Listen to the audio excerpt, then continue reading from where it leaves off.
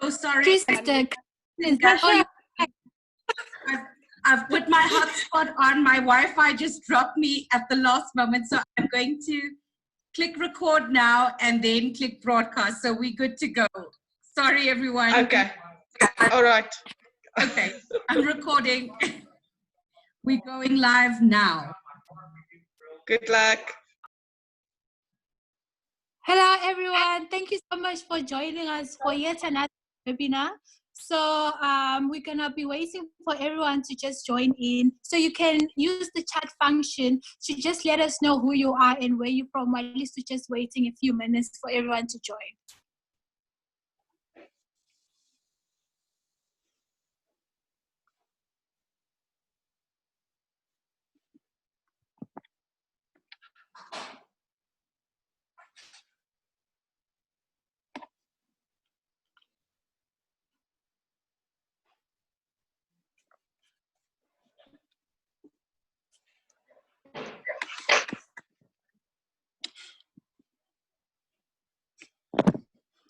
As you join in, just let us know who you are and where you're from. Just use the chat function to communicate with us.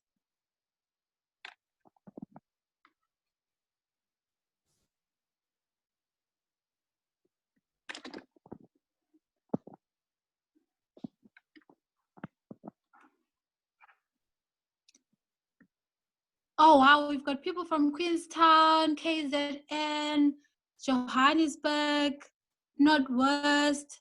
Oh, wow, wow, this is amazing.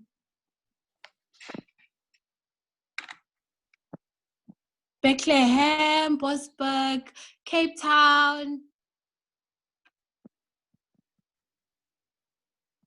Elizabeth, Wits University, Limpopo,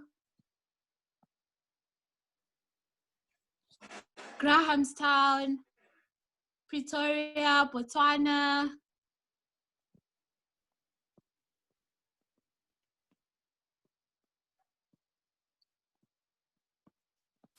Krugerrands. Oh, that's interesting. Rustenburg,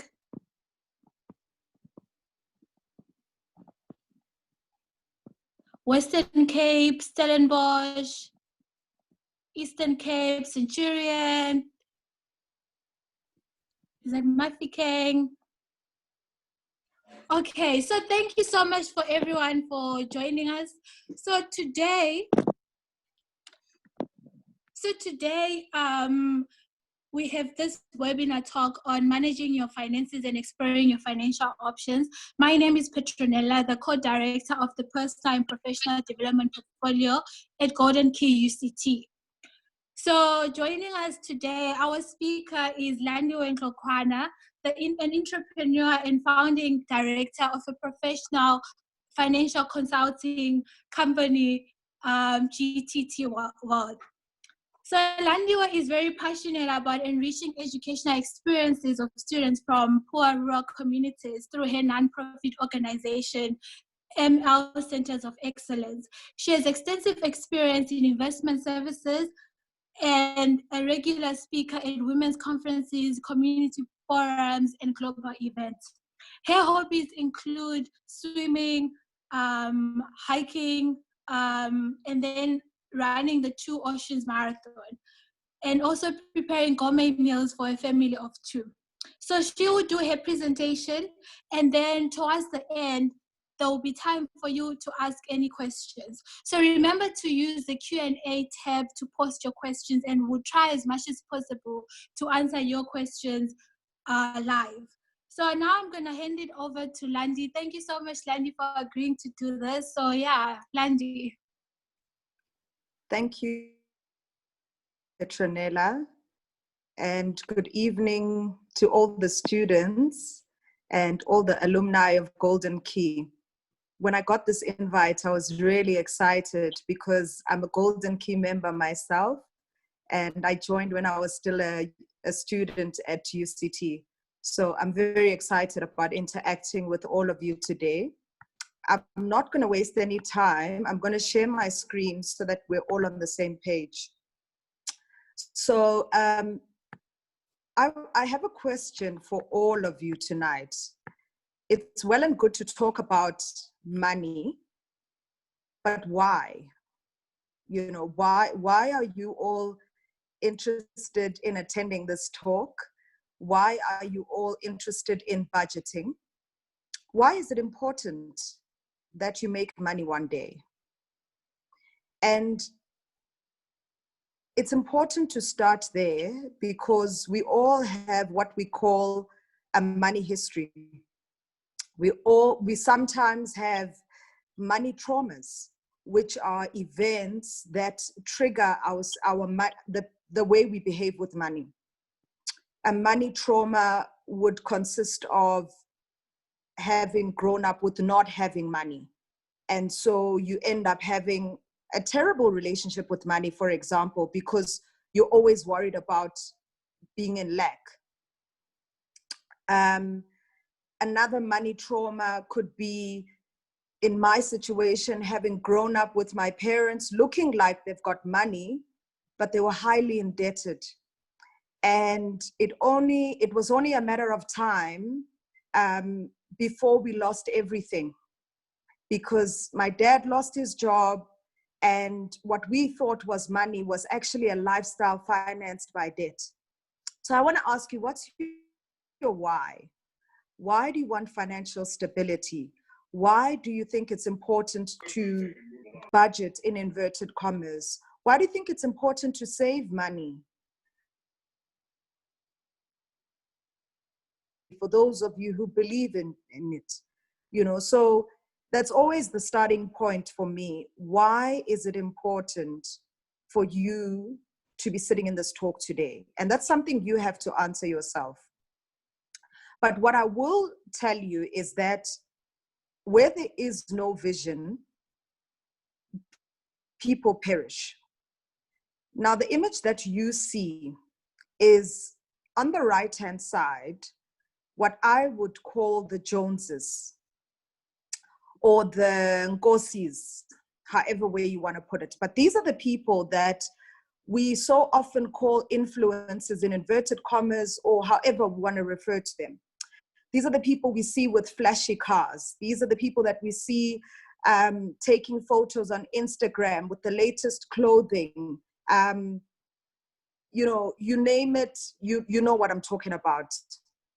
But when you look at the foundation of their finances, most of their lifestyle is financed by debt. And I know a lot of you who live in Joburg probably have a better picture of this, because we graduate from UCT, we rush to buy the biggest Range Rover we can afford, to park it.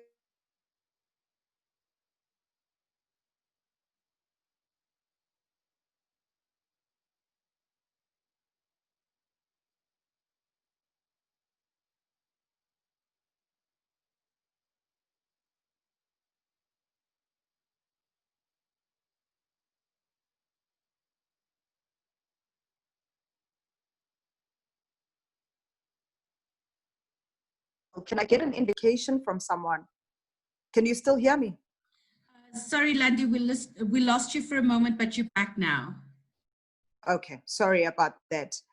So what I was still saying with regards to this vision is that when you don't have one, you end up financing someone else's vision.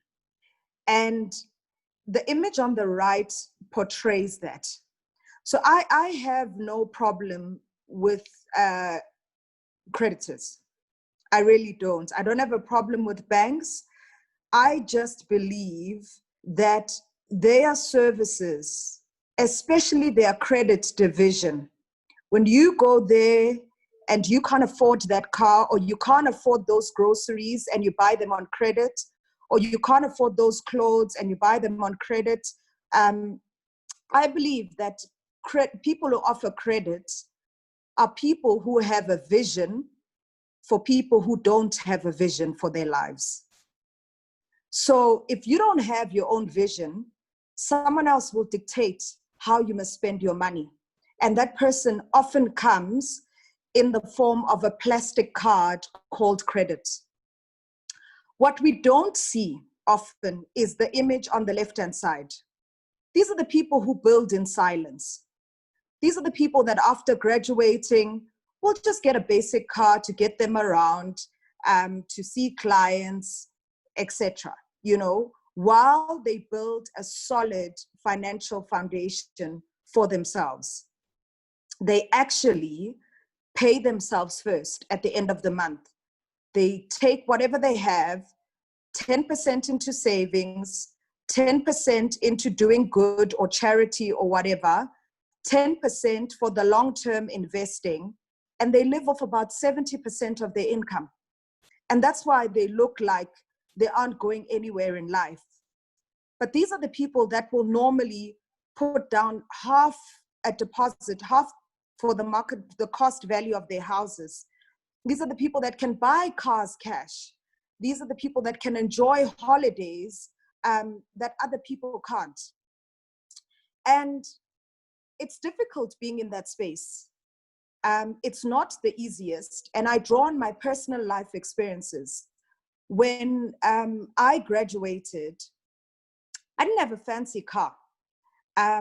My husband got his first car as a gift from his parents.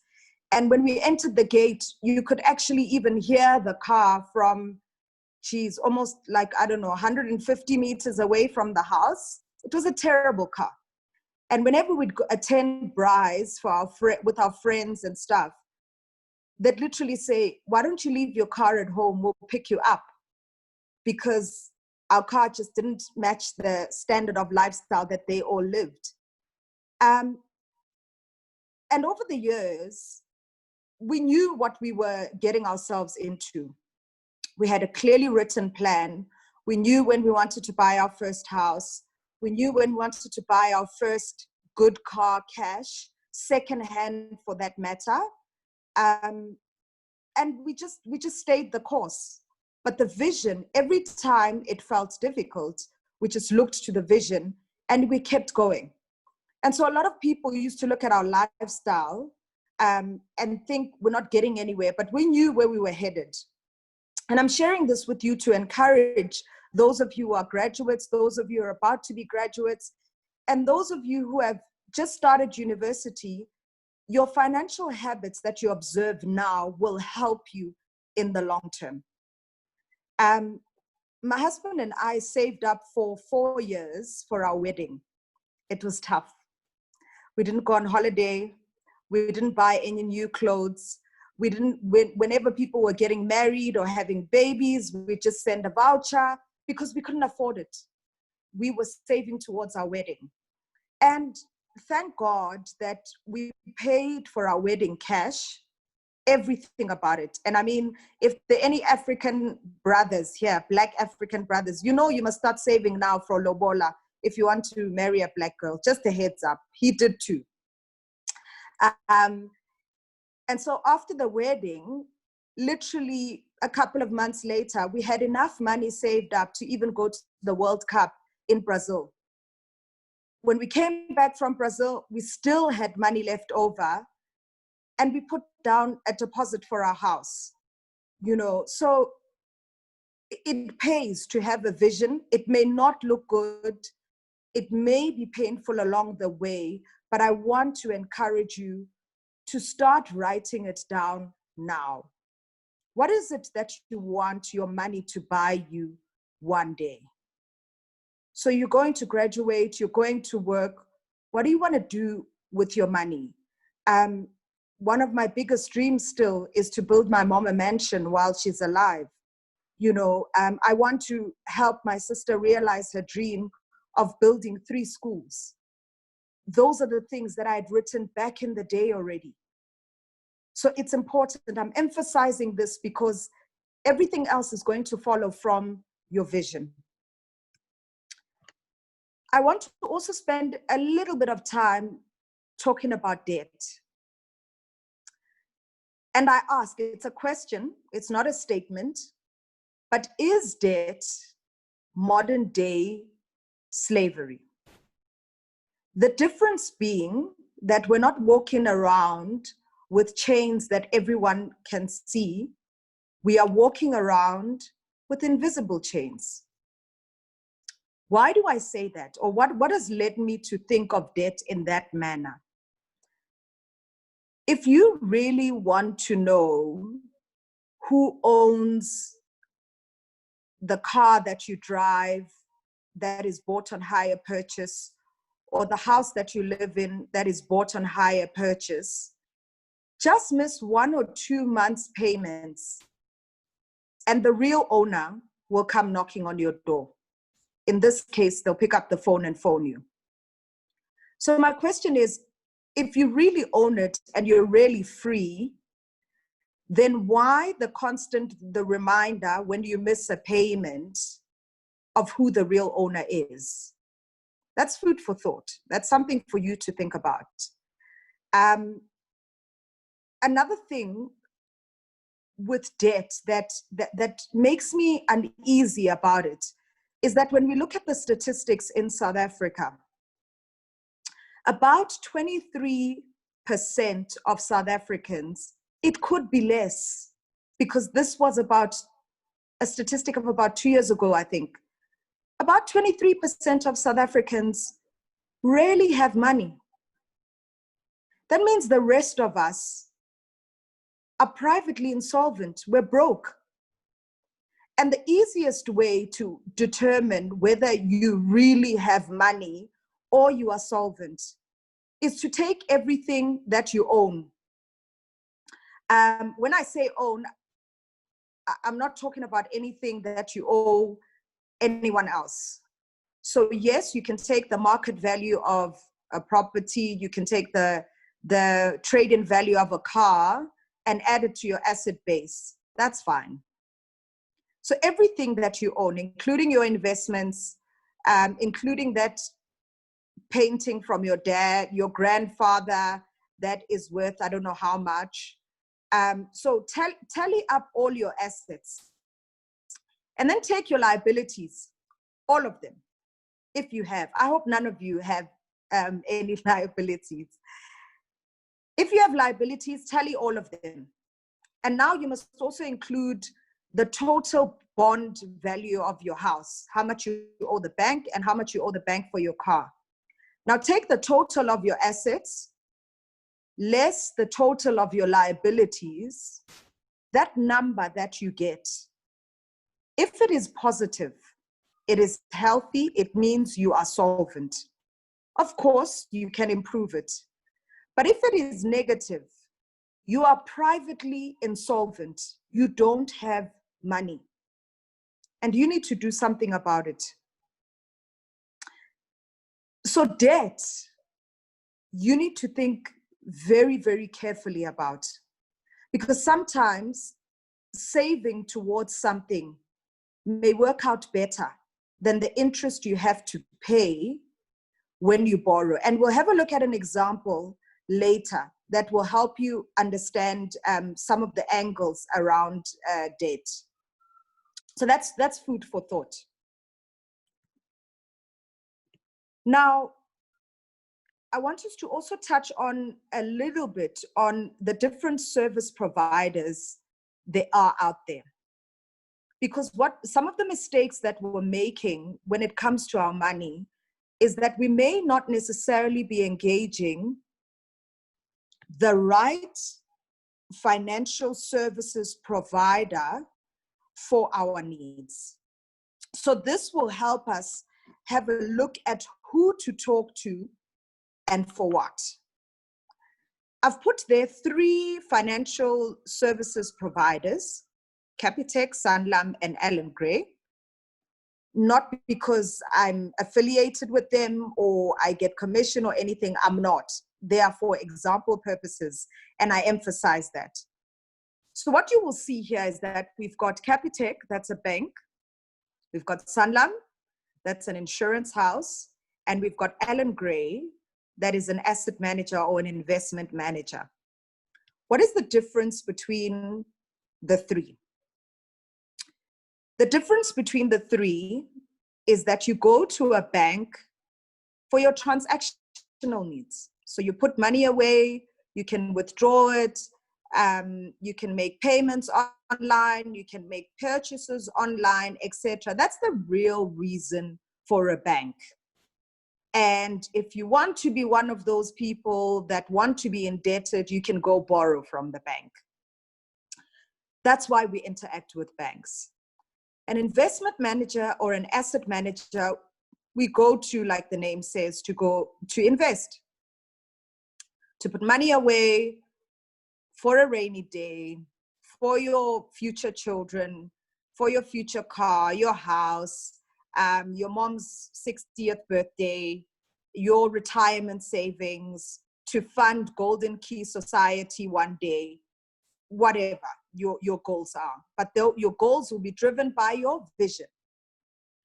And then we've got insurance houses. These provide services of risk cover. And they cover us in the event of an unfortunate, unplanned event happening. Now, my question is, I wish I could interact with you guys, but hopefully we'll have a session one day where I can ask you questions. Because I would have asked you, how many of you here sitting today have 32-day accounts, and you say that you are investing? Maybe it's time to rethink. And how do you rethink where your money is sitting? As a rule of thumb, and I'll give you the homework to go look at what the inflation rate is currently in South Africa. As a rule of thumb, if you're putting money away for the medium to long term being about 2 years plus, and long term being about 5 years plus. As a rule of thumb, you want to look at investments in an investment manager or asset management house that will give you returns that are higher than what we call inflation. What is inflation? Inflation is the cost at which goods and services increase at every year. So take, for example, a loaf of bread. When your parents were 10 years old, bread was, I think, 50 cents or something, they say. You will not even get a portion of a slice of bread for 50 cents. We're talking 12 Rand, 15 Rand, etc. That difference in price from what the price of bread was in 1993 and the price of bread in 2020 is what we call inflation.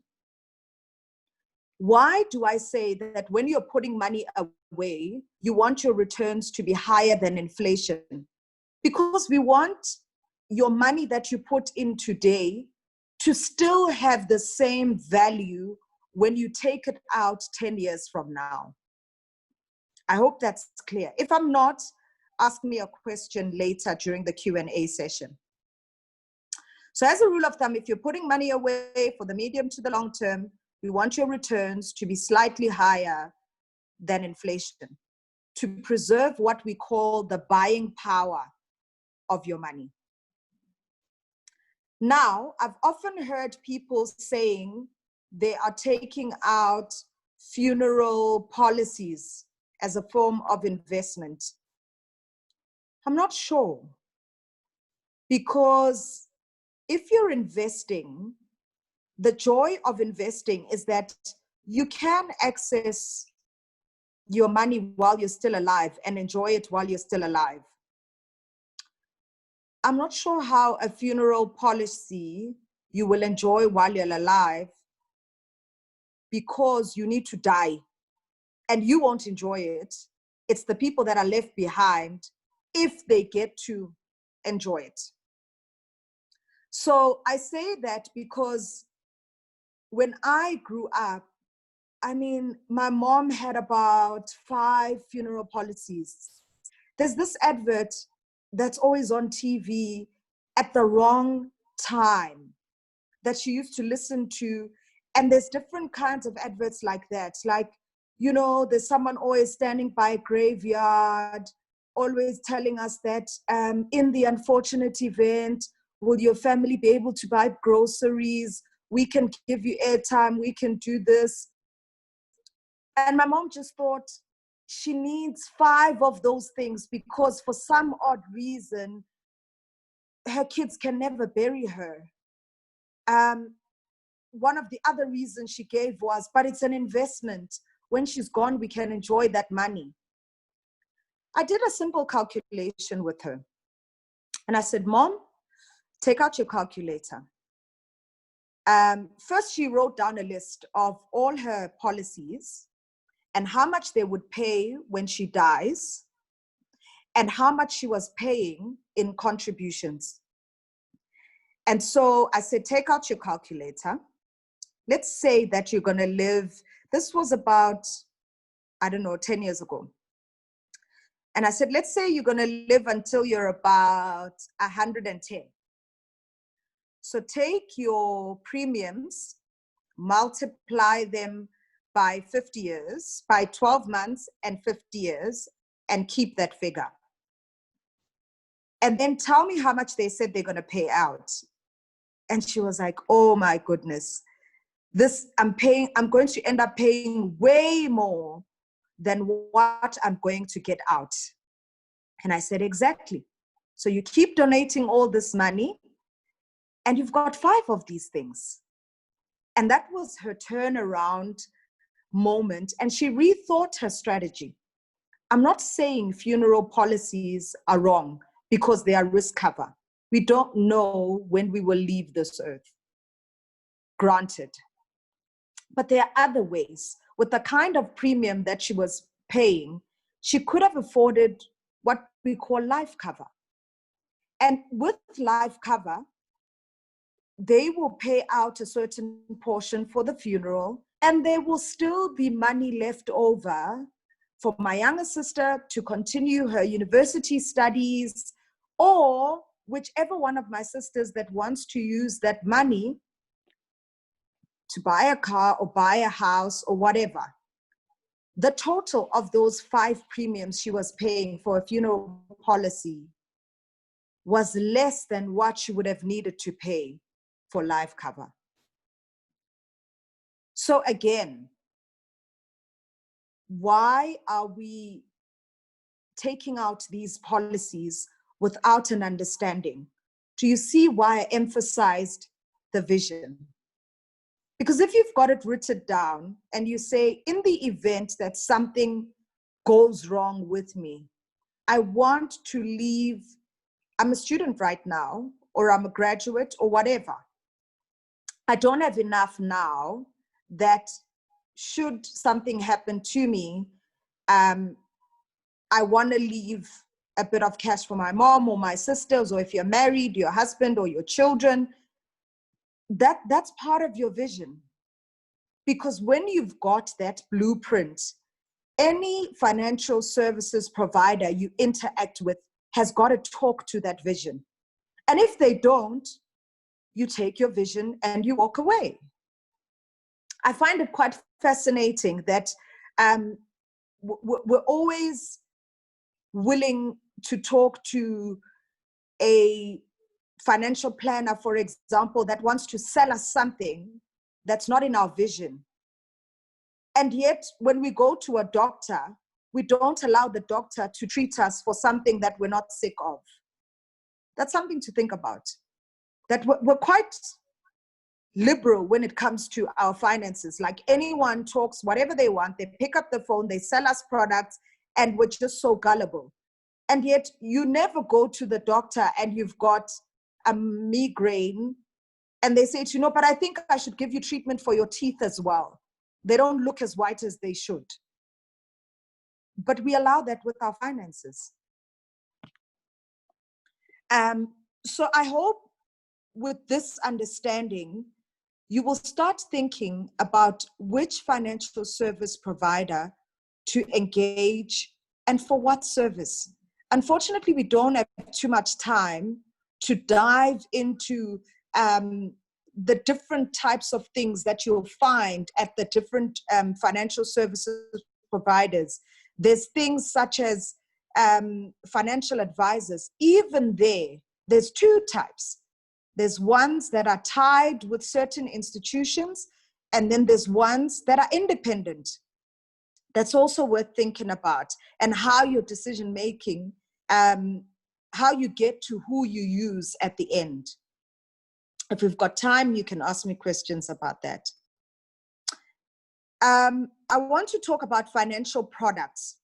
You'll notice that I'm taking you on a journey. We spoke about a vision. Why do you want to be financially independent? Why is money important to you? Write down your vision. That will help you write down your vision, and your vision will determine what your future relationship is with money. It will guide you. It's your own guideline for your money, now and going forward. It will help you decide who you interact with from a financial services provider perspective. And then there are what we call financial products with financial services providers. There's medical aid and there's hospital cashback plans. There's pros and cons of all of them. If you have a choice when you start with your employer, a medical aid is a good starting point. Hospital cashback, I know sometimes is often sold as it's a better option than medical aid because they give you cash for every day that you're in hospital, etc. But what happens when your procedure costs way more than the cashback option that they give you? And the cashback option is not indefinite. What happens if you have to stay in hospital for 3 months? Your medical aid would be crucial there. And your hospital cashback plan can help you for portions of your medical aid, for portions that your medical aid doesn't cover, for example. But this is just to give you food for thought. It's almost a skeleton for you to fill up the meat and start reading up on these things and educating yourself. And then there's what we call retirement annuities, or pension funds or provident funds. I've often heard entrepreneurs say to me, I don't need a retirement annuity fund because I'm an entrepreneur. Speak to real entrepreneurs and they'll tell you how difficult the journey is. I'm talking to you today. I started my business in 2015. It was only at the beginning of 2019 that I started making a profit. I mean, at the end of 2019, actually. That's almost 4+ years of breaking even, of recording losses, of headaches, of near depression, of rejection. You name it, it is by far one of the most difficult journeys. The one thing that I kept on doing religiously was contributing to a retirement annuity. Why did I do that? Because, the experience of one day I've got money, the next day I didn't have money. I didn't know if I'd continue as an entrepreneur until retirement age, because sometimes you want to give up. And I didn't want to get retirement age, for example, of 55 or 60 or 70, whatever the age is of when I decided to retire. I didn't want to get there, and I'm in the same situation as my parents with no money. So a retirement annuity is a nice kitty that you keep your hands out of, and it continues growing while you have your side hustle as an entrepreneur. Entrepreneurship is not a replacement for saving up for your retirement annuity. And it's called, one of my desires is that they rename it.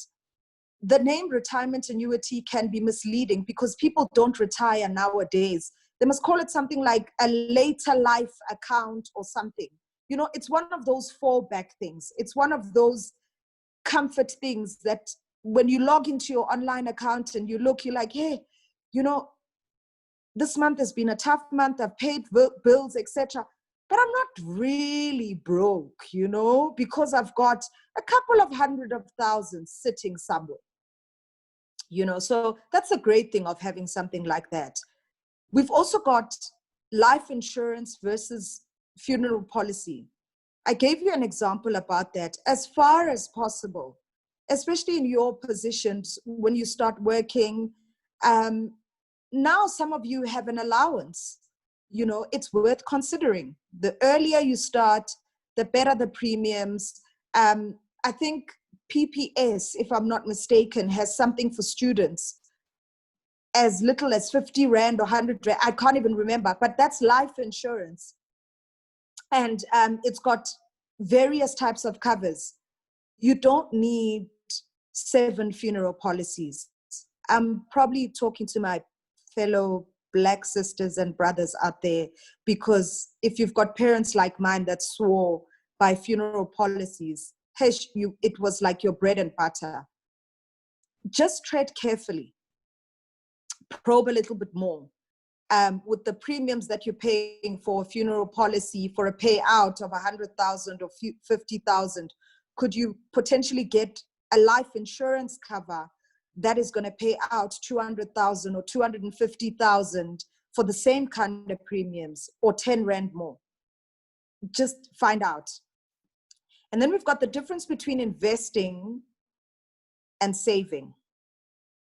Sometimes we use those words interchangeably, but I like to think of saving as, putting away money for the short term. You're looking at about 12 months and less, or 2 years and less. You save for baby showers. You save to go to a friend's wedding. I've got a fund that I save when I go to my in-laws. And I get there and I'm literally Mother Christmas, because I save every month, and then I'm clever because I cash that money into 10 Rand notes. And when I go home in the Eastern Cape, I literally make it rain with 10 Rand notes. Anyone needs anything? Hand out a 10 Rand. Anyone need anything? I hand out a 10 Rand. And can you imagine how good that makes me look? Right? But it costs me nothing. It's money that I put away every month. And I know that my mother-in-law gets very excited because I fill up the fridge with groceries, etc. Your students, there's pressure on some of you that when you're coming home, what do you have? Help us out or whatever, through no fault of your own. Some of your situations are difficult. Some of your situations are okay. So then be a blessing when you get home. Save up 50 Rand or 100 Rand or whatever the case is, and buy hectic Christmas presents, because you can. And then cash your money into 10 Rand notes. If people want to go out for ice creams or whatever, haul out those 10 Rand notes and make it rain with 10 Rands. It'll make you look good.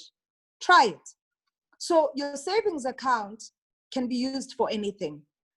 We've also got a savings account where we do a Christmas lunch for charity, and we fund the entire Christmas lunch. That's saving. So, some of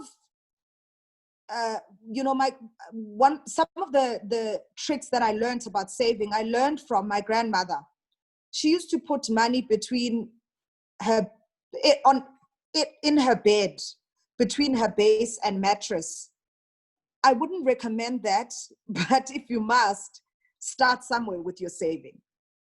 Have jars. I mean, there are fancier things nowadays. Have a jar, put it in there, and take it in at the end of the year. Then we've got your medium term. There you can start investing, really. If you're leaving money for longer than 2 years, you can put it in a decent investment. I think some of them start as little as 250 Rand. And which investment, the question that always arises from people is, where do I put it? Which fund do I choose? If I can briefly tell you, the fund that you put it into is not nearly as important as answering these questions. The first one is, what is your appetite towards risk? Are you one of those people that will have a headache if you log into your account and it's decreased in value by a little bit, and you log in again tomorrow and it's increased a little bit, what's your appetite towards risk? Or you're one of those people that are like, I'm going all out with risk, I can handle it. You know, your risk appetite is very important. What are your goals? Remember, you've got a vision, but you need small goals to get there. What are your goals? So when you're investing this money, are you wanting to put it away for 2 years, for 3 years, for 12 months, etc.? Those two questions will help you decide which fund you must put it into. Not the other way around. You don't start with the fund. You start with your risk appetite and your goals, and you put a timeline to those goals. And then you go and look for a fund that speaks to those two things. If you're someone that can stomach a little bit of risk and you want to put your money away for 2 years, something like what they call a balanced fund, you will notice in the fund objective will say, this is suitable for someone with a medium risk appetite that wants to put away money for 2 to 3 years plus. That's what you do. So do you see how important it is to determine your goal and put a timeline on it and your risk appetite? And then you go out looking for funds that talk to that. This is a different way of managing your money. The control is in your hands. It's not in someone sitting in front of you and selling you. In fact, when you've got that in place, it's almost impossible for someone to sell you something that doesn't talk to your plan. And then when you are investing for the long term, we're talking 5 years plus. Again, you would need to determine that. And your risk appetite. Generally, as a rule of thumb, the longer the time period you have to invest, the greater the amount of risk you can afford to take on when it comes to investing. Now, investment vehicles. So what do you put your money in? There's different types of things you can put your money in, right? There's what we call unit trusts. Those you can find at an investment manager, Net Group Investments, Allen Gray, Investec, Coronation. There's various asset managers that have unit trusts. And then you've got exchange traded funds that you can invest in through the Johannesburg Stock Exchange, the JSE, that you get into directly. There's various types. There's the top 40. When they say the top 40, this index, and what these do is they track the stocks on the JSE. So the top 40 will track the top 40 stocks. What's the difference between that and a unit trust? With a unit trust, you've got a team of people that are analyzing which stocks to invest in. With an exchange traded fund, it will tell you what it's investing in. So it will say, for example, it's the resources index. That means that it looks at companies that are resource-based, right? If it says it focuses on financials, it means it invests in companies that are financial services providers. That's an ETF. And then you've got BE participation schemes, like your MTN, Zakhele Footies, your Sasol. Every now and again, they might want to diversify their investment and give a certain portion of their shares to the public. And they've got a criteria for that. So they'll call it BE participation schemes. Then you've got employee share schemes. In some organizations, when you've worked there long enough, or you've reached a certain performance level for that year, they allow you to buy shares in that company. That's another way of investing. But when you leave the company, you sell the shares and you take the cash and leave. And then you've got private equity deals. Private equity deals they can range from anything. If there is a bridge that the government of Zambia wants to build, they can actually invite people to tender for it, for example. And sometimes they don't even say you must tender. They just say bring a proposal.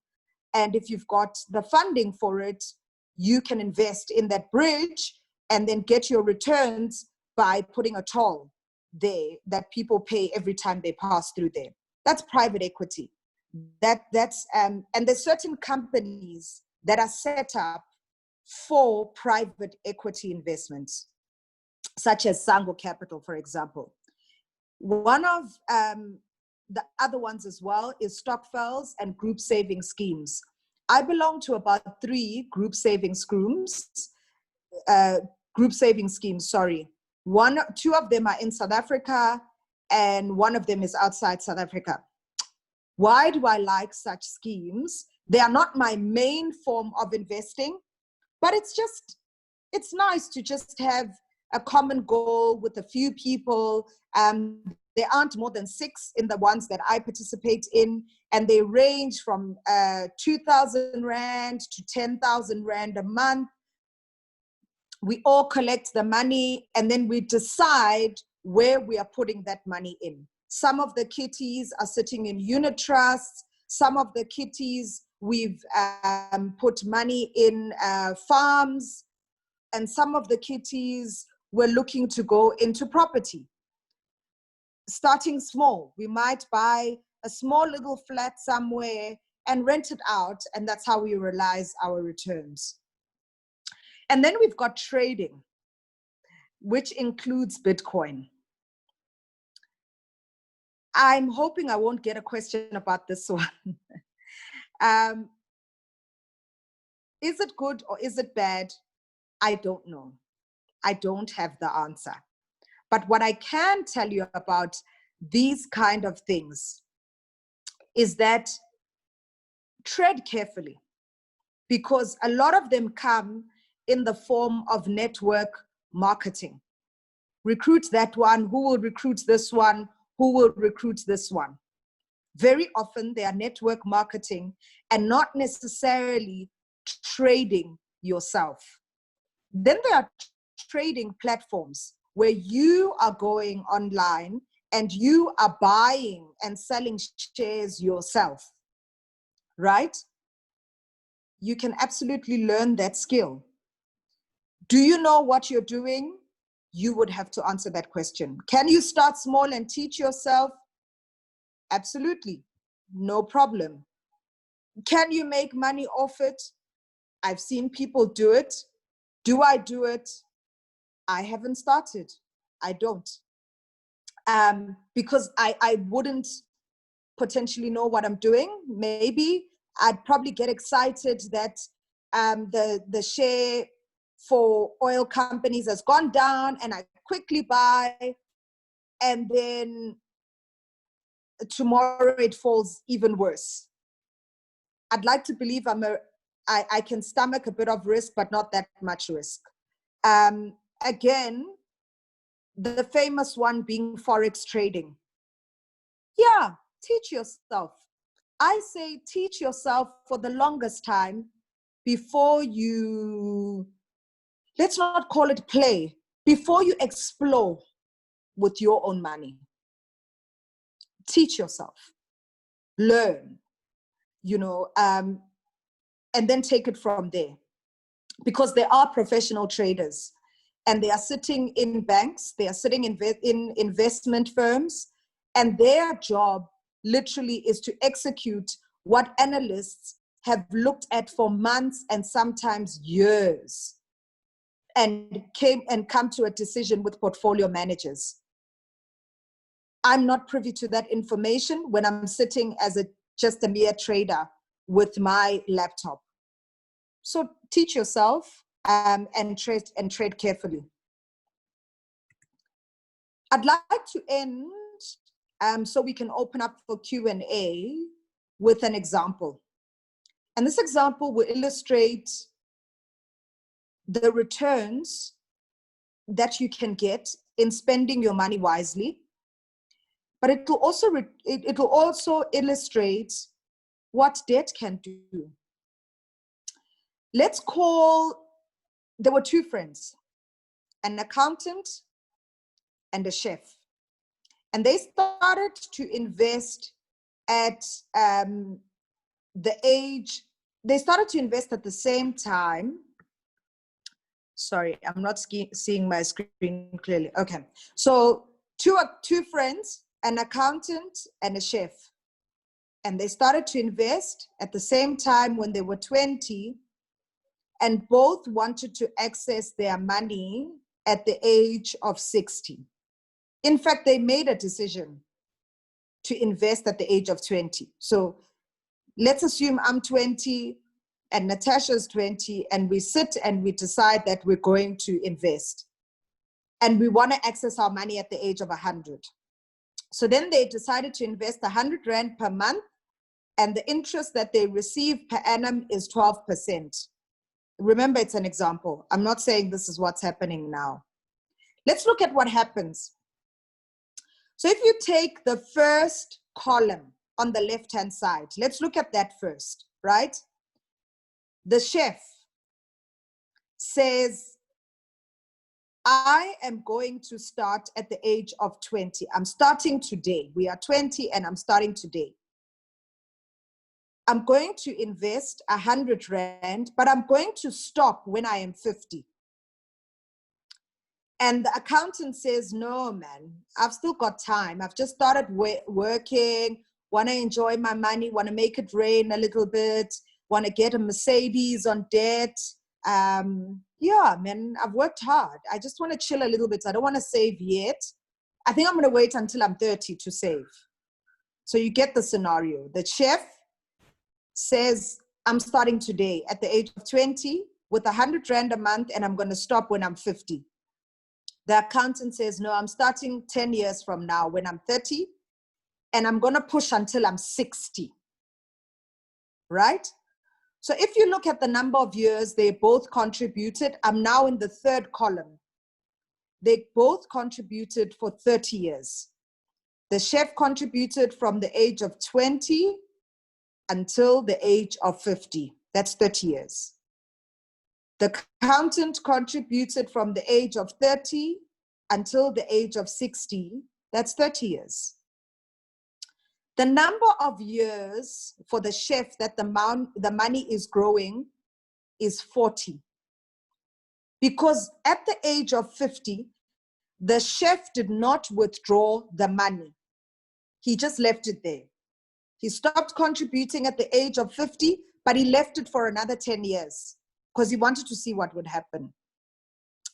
The accountant contributed from the age of 30 until the age of 60. So the number of years the money grows for the accountant is 30 years. I'm now in the second last column from the right, the column called actual amount invested or contributed. They both contributed 36,000 Rand, both of them. I hope you're with me. I'm going to repeat it one more time. They both contributed for 30 years, but at different times, and they contributed 36,000, both of them. Let's look at the returns at the age of 60. For the chef, he had accumulated just over 1.1 million Rand. For the accountant, she had accumulated just over 350,000. Why the difference? They both contributed 36,000. They both had 30 years for their money growing. Why the difference? The difference is the 10 years that the accountant delayed in starting. That is called by what we called compound interest. The 100 Rand that the chef started with at the age of 20 does not stop growing. let's say the 100 Rand in 1 year produces 10 Rand. That 10 Rand gives birth to another 2 Rand. That 2 Rand gives birth to another 50 cents. I've just spoken about 100 Rand. How many 100 Rands did the chef contribute in the first 10 years that the accountant didn't contribute? That's what happens when you delay in starting. What you want is to start, no matter how small, and put it somewhere where it can grow, where it can earn money, even if it's a little bit of money, because as long as it is compounding, or compounding in simplest terms, interest, getting interest on interest, happy days. So the difference between 1.1 million and 350,000 is what I call the cost of waiting. Let's look at the reverse. Sorry, Landy, Imagine. to disturb you. I just want to know how many minutes you need, because we have a lot of questions on the Q&A. So we're hoping to try and cover some of the questions. No problem. I'm almost done. This is my second last slide. Okay. So what we see here, imagine you had taken out a loan of 36,000 Rand. And you know how sometimes it's so nice. They're like, no, take your time. Don't worry. You can have, I'm looking at the first, the row of the chef. Take your time. You've got 40 years to pay. Imagine just 12% interest. And that interest is even low. It's so low. Now interest is 15%, 20%, sometimes as high as 27%. Imagine you took out a loan of 36,000 Rand. They tell you take your time in paying, and you end up paying just over 1 million Rand. Think about it. Think about debt very carefully, and think about saving, because it's the same coin, just different size. So I want to leave you with food for thought. And the food for thought is, compound interest is the 8th wonder of the world. He who understands it, like the chef, will earn it. But he who doesn't, if you become a borrower of the 36,000, for example, you will pay that compound interest. And finally, I want to say to you that, I want to challenge you rather, to say that today you will do what others won't. So tomorrow you can do what others can't. Thank you so much. Thank you, Petronella. Over to you.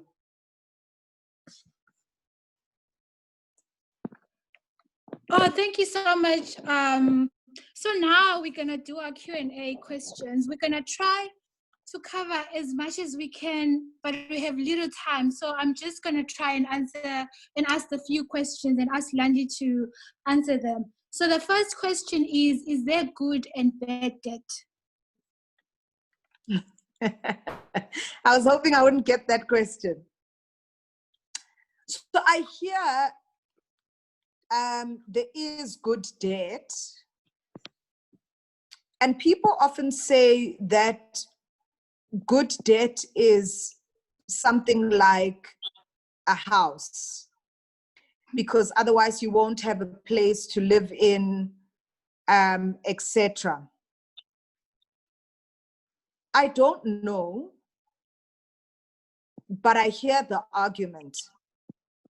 So the argument is that for good debt, using it as an example of good debt, they often say that go and get a house. If your rentals are going to be 8,000 Rand, rather go and get a bond for a 2-bedroom house that you pay off, and that can end up being yours after, I don't know, 15 years, 20 years of living in it. It sounds good. And I hear the argument. What we don't plan for and what we assume greatly is that you will always have the income to service that debt. That's what that's the biggest assumption we make. So we make an assumption that I'm going to get this bond because, you know, I'm going to pay it in 20 years. Who ever saw COVID season coming right now? Maybe there are people that bought houses in December. So I don't know if I believe personally that there is good debt from a consumer perspective. From a business perspective, it's a totally different argument.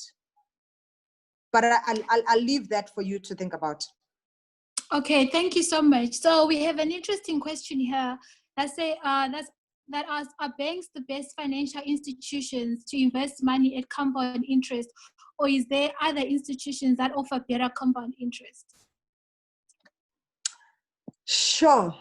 If Natasha had not said we are live on YouTube and Facebook, I would have answered that question very honestly, but I'll be diplomatic.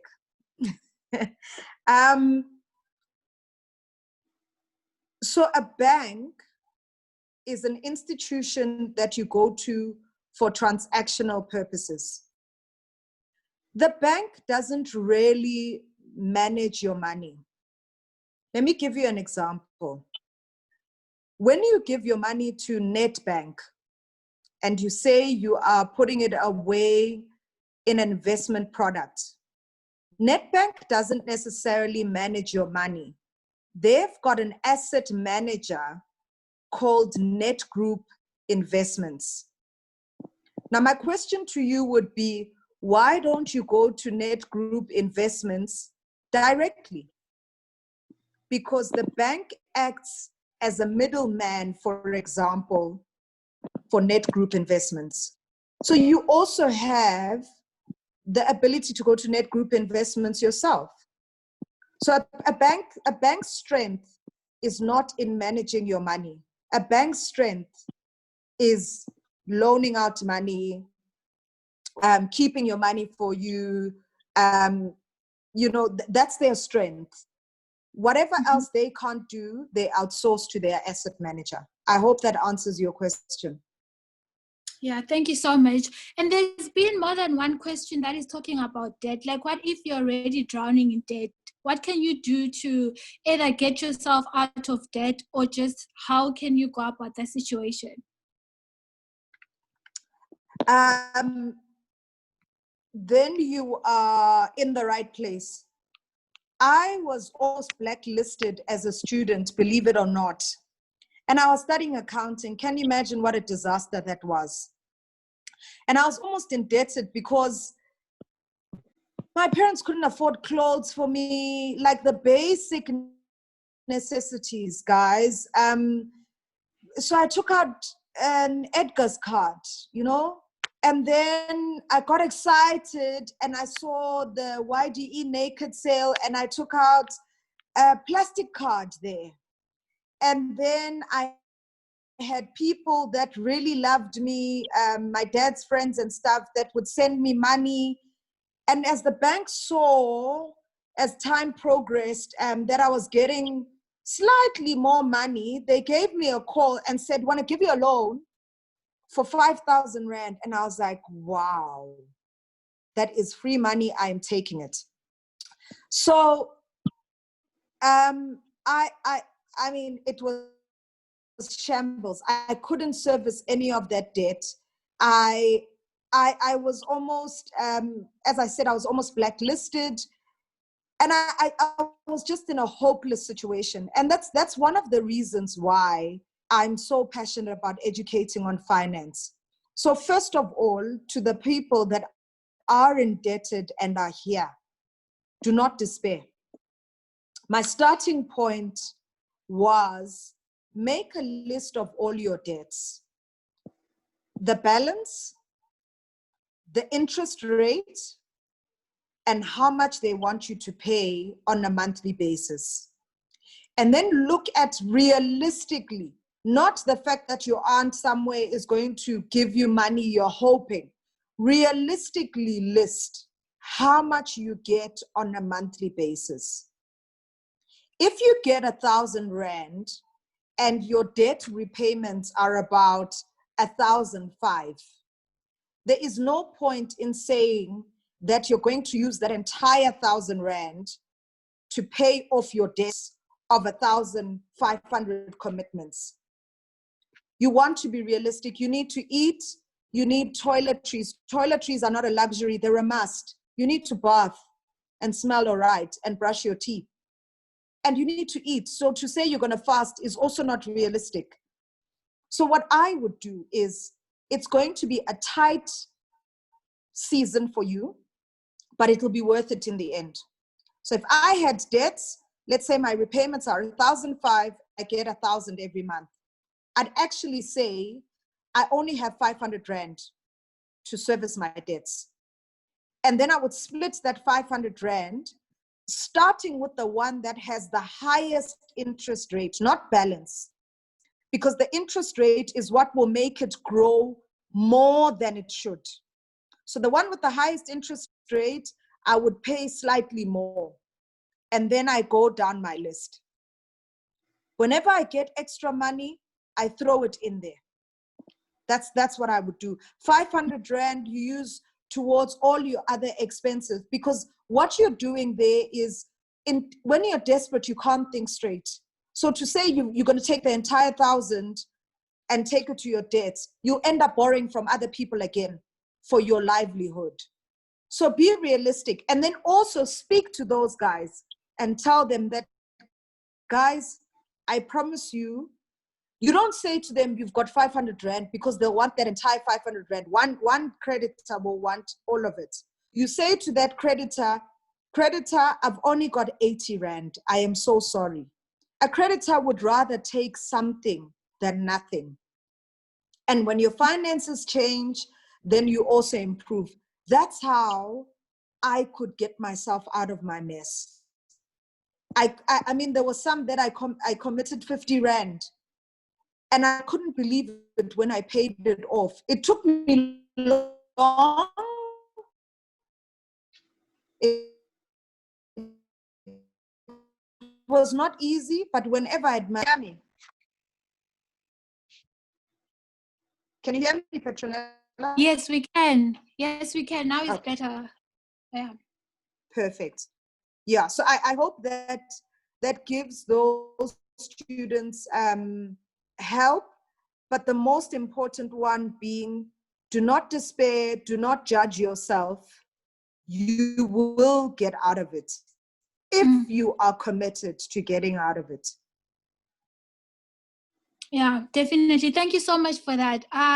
There's this interesting question that says, considering the volatile nature of the South African economy, is it advisable to convert your savings money into Krugerrands or and keep them as gold?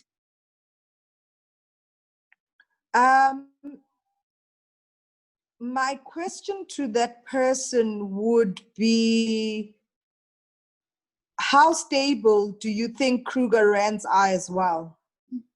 Because every form of investment has some risk attached to it. Even a stokvel. A stokvel, if you're not the treasurer or there are 3 signatories that you are not part of, what happens if they take that money and run tomorrow? You know, there's always an element of what I'm trying to say is, there's always an element of risk.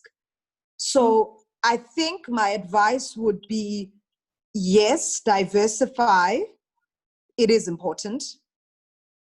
Rather than saying the economy is unstable of South Africa. The economy is unstable everywhere right now. And we all have our seasons. When South Africa is unstable, US is okay. When US is not okay, UK is all right.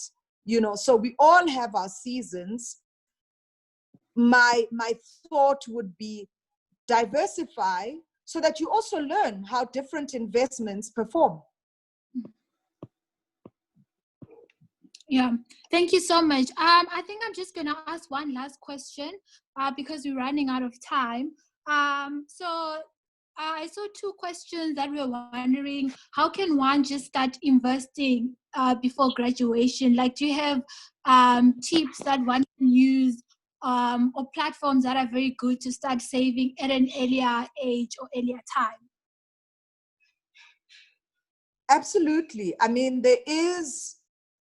I'm not sure about PPS's investment vehicle, but I know from back in the day rather, they used to say they've got products for students, specifically tailored for students. And I think you can start as little as 100 or 50. Now, please don't hold me to it. I don't know if it's an insurance or an investment. You just have to search.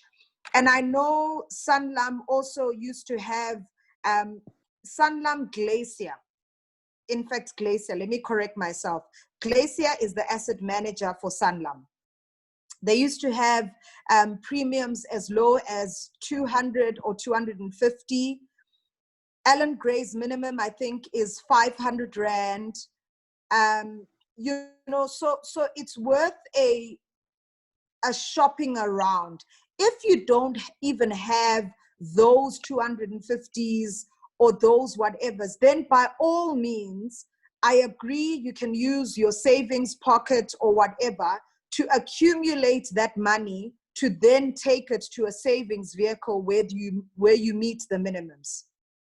Mm-hmm. You know, so I think shop around. What I'd like people to get from this is shop around. You're young enough. You know, I can't say at the age of 37 that I must still be trying to figure out where I must put my money because it's sitting in a sack at home.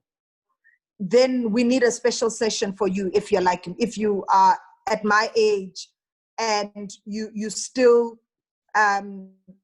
trying to figure out where to put money because you don't have anything saved, including pension, including, you know, but you guys you're young enough, you know, probe, find out, have the experience of sitting in front of a financial advisor of a bank and have them talk to you, and then set up an appointment, Google independent financial advisors in South Africa and sit with them and form an opinion for yourself.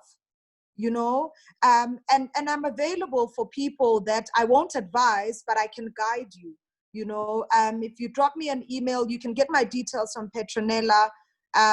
If you send me a WhatsApp, you'll probably get a response at 2 in the morning because I work better at night. But yeah, I'm more than happy to guide some of you that need that kind of guidance. Thank you so much, Landi. Unfortunately, we can't answer all the questions, but what we can try to do is send the questions to Landi so that she can actually answer them, and then we can email the questions to all of you. We'll see how that will go. But thank you so much for the interaction. Thank you for the engagement. It's been amazing. And thank you so much, Landi, for sparing your time just to give us so much financial wisdom. And I'm sure all of us have enjoyed, and because I've been seeing the chat room and a lot of people are very grateful for your time, and we just want to thank you so much. And I just want to extend our gratitude to the Golden Key Southern Africa for allowing us to use this platform as a way of engagement. So thank you so much. So I'll be able to send you Landi's details so that you're able to just get hold of her even via WhatsApp and be able to interact with her. So thank you so much, Landi. It's been an amazing session, and sorry everyone for going over time. I mean, yes, you know, the good things have to come to an end, but thank you so much for being with us till now. So I just hope everyone has a good evening. Thank you so much, Landi. Thank you, Petronella. Thank you, your team as well. And thank you everyone for joining. All the best.